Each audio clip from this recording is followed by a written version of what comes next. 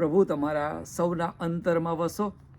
આપણી શુક્રવારની સિરીઝમાં તમે પસંદ કરાયેલા છો એમાં ભાગ 3 હું રજૂ કરતા ખૂબ આનંદની લાગણી અનુભવું છું. આપ સર્વના ઉત્તેજન માટે, મેસેજને માટે હું ખાસ આ સમયે આપનો આભાર પણ માનું છું. હવે વાત કરીએ આપણે કે ઈશ્વરે માણસને પોતાના હાથે બનાવ્યું અને બનાવ્યા પછી સમય જતાં એ માણસનામાં કહે છે કે તેનામાં પાપ આવ્યું અને ભૂંડાઈ એટલી બધી વધી ગઈ.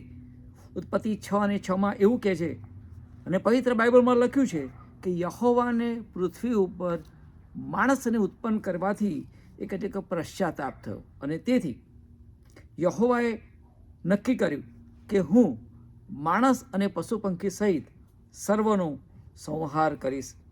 અને એ વખતે માત્ર એક અને એક જ માણસ એ પૃથ્વી ઉપર ઈશ્વરને ન્યાયી, સીધો અને દેવની સાથે એ ચાલનારો એ મળ્યો અને તે નૂહ હતો કે જેના વિશે હું આજે આપણી સમક્ષ એ માત્ર 5 મિનિટમાં રજૂઆત કરવા માગું છું.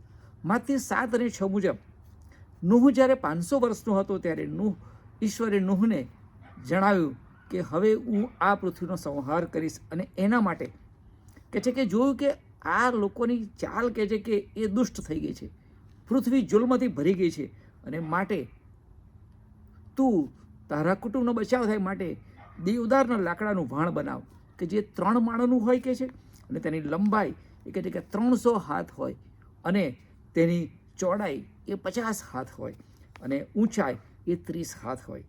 ઇતિહાસકારોના જણાવ્યા મુજબ અને બાઇબલના રેફરન્સ મુજબ નૂહને આ ભાણ બનાવતા લગભગ 75 થી 100 વર્ષ થયા. કારણ કે આગળ લખ્યું છે કે જે માથી 7 અને 10 કે ઉત્પત્તિ 7 અને 10 કે નૂહ જ્યારે આ જળ પ્રલયની શરૂઆત થઈ ત્યારે એ કહે છે કે 600 વર્ષનો હતો કે છે અને જેમ કહે છે કે ઈશ્વરે આજ્ઞા આપી હતી તે પ્રમાણે તેણે કહે છે બધું તૈયાર કરવાની શરૂઆત કરી.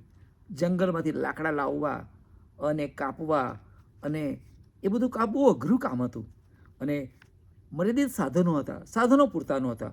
પણ એણે અને લોકો ટીકા કરતા હતા જ્યારે નૂહ ભાણ બનાવી રહ્યો હતો ત્યારે, પણ તેણે ઈશ્વરની આજ્ઞાનું એ પાલન કર્યું. લોકોની ટીકાઓ અને લોકોની નિવેદનોને ધ્યાનમાં લીધા વગર એ કામમાં મચ્યા રહ્યો. અને આ બાબત આપણને પણ પ્રેરે છે કે લોકો ગમે તે કે આપણે પ્રભુની સેવામાં વાલાઓ મચ્યા રહીએ.